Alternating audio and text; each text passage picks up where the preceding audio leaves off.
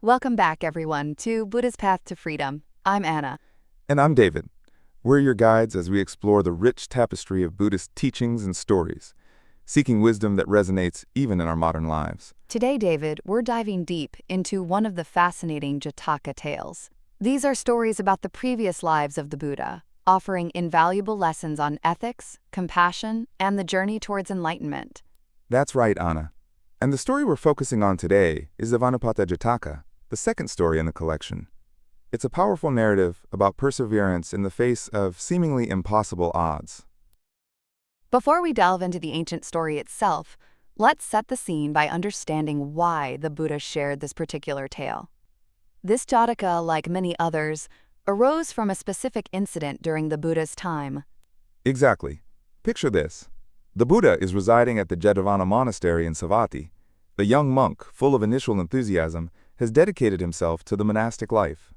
He's received his meditation subject from the Buddha himself and retreated to the quietude of the forest to practice diligently. He's putting in the effort, the time, but for whatever reason, he's not experiencing the progress he hoped for. Days turn into weeks and perhaps even months, without any significant breakthrough in his meditation.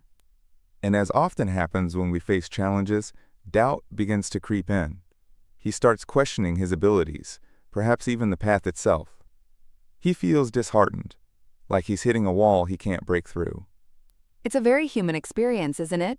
We start something with passion and high hopes, but when the results don't come quickly, it's easy to become discouraged and want to give up. This young monk, feeling like he's failed, eventually returns to the monastery.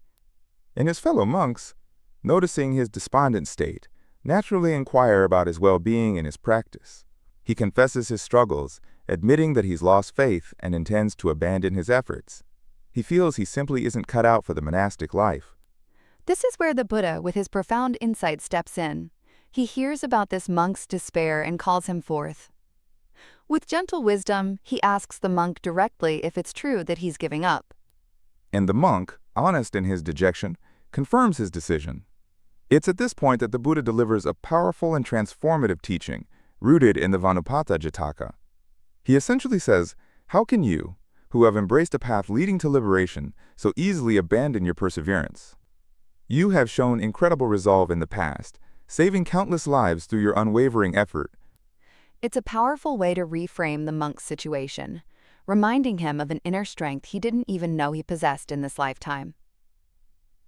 And to illustrate this point, the Buddha begins to narrate the story of his own past life, the Jataka we're here to explore. So let's journey back in time, then, to this past life of the Bodhisatta, the being who would eventually become the Buddha.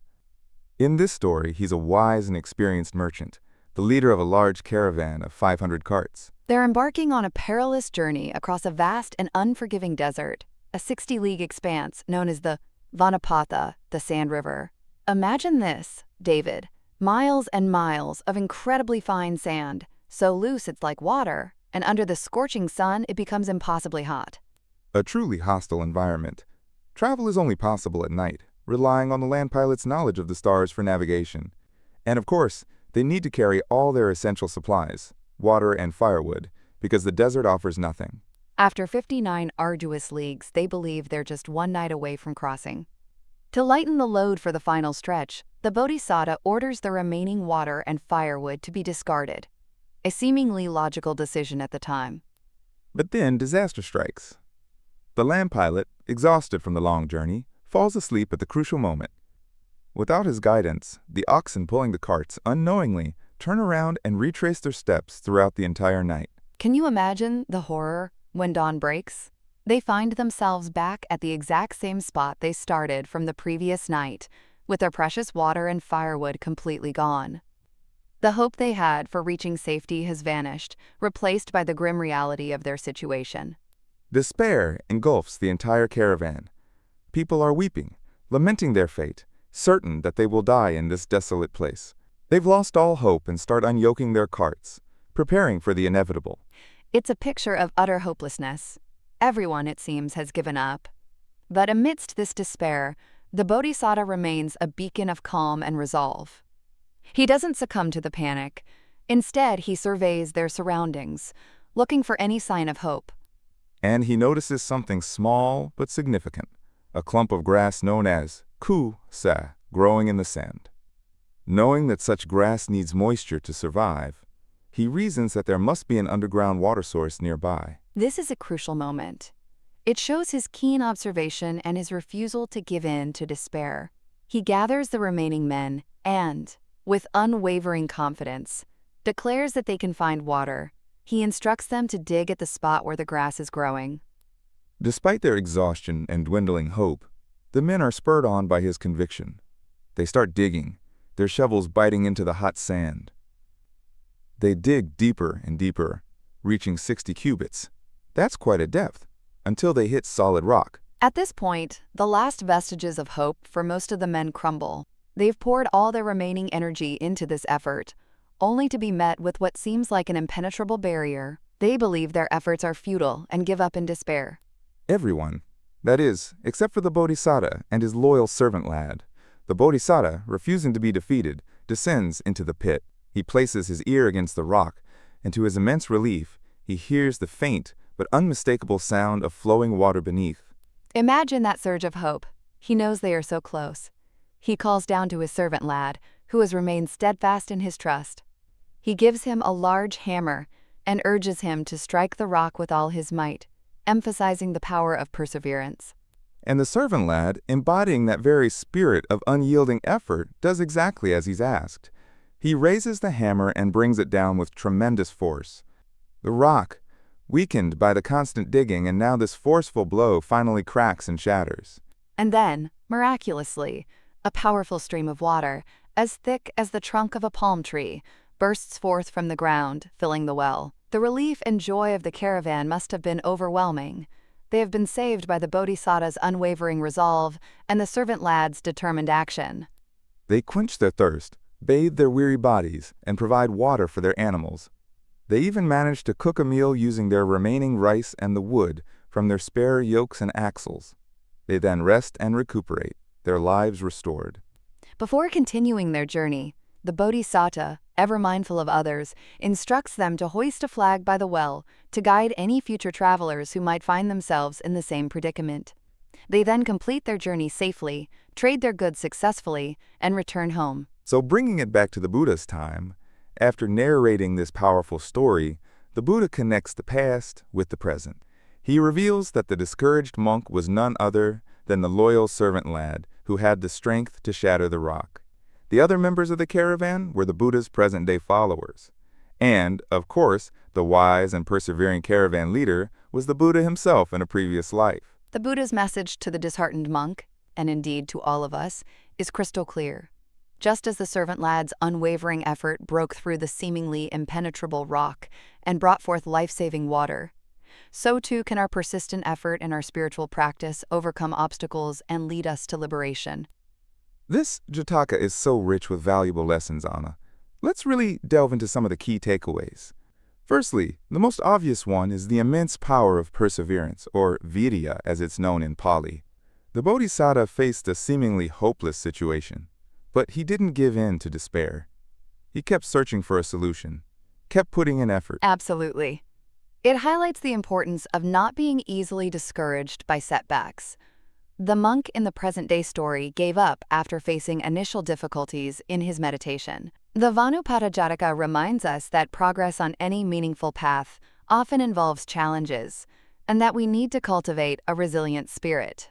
It also underscores the significance of wisdom and clear thinking even in crisis. The Bodhisatta didn't just blindly start digging anywhere. He observed his surroundings, noticed the kusa grass, and used his reasoning to identify a potential water source.